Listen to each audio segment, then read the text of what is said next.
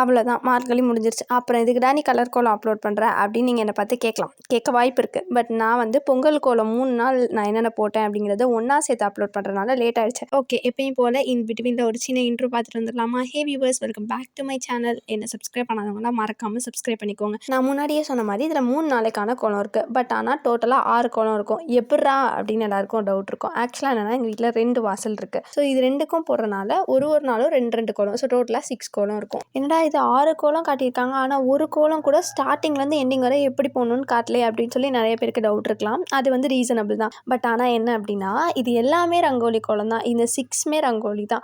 அது வந்து நம்ம பிக்சர்ஸ் பார்த்து நம்மளாவே போடலாம். ஸோ அதனால தான் நான் வந்து கிளிப்பிங்ஸ் காட்டியிருக்கேன். இதில் வந்து இந்த கலர் காம்பினேஷன் சில பேருக்கு கன்ஃபியூஸ் ஆகும். அதுக்கு நீங்கள் வீடியோ பார்த்துக்கிட்டா கொஞ்சம் ஈஸியாக இருக்கும்ல. இந்த 6 கோலமே நான் இன்டர்நெட் சோர்ஸ் ரெஃபர் பண்ணி தான் போட்டேன். பட் எல்லாமே ரங்கோலின்னு சொன்னீங்களே, லாஸ்ட்டில் மட்டும் ஏன் புள்ளி வச்சு போடுறீங்கன்னு உங்களுக்கு டவுட் வரலாம். அது எதுக்குன்னா, அந்த மாடை வந்து சென்டர் பேஸ் பண்ணி வைக்கணும் அதுக்காக.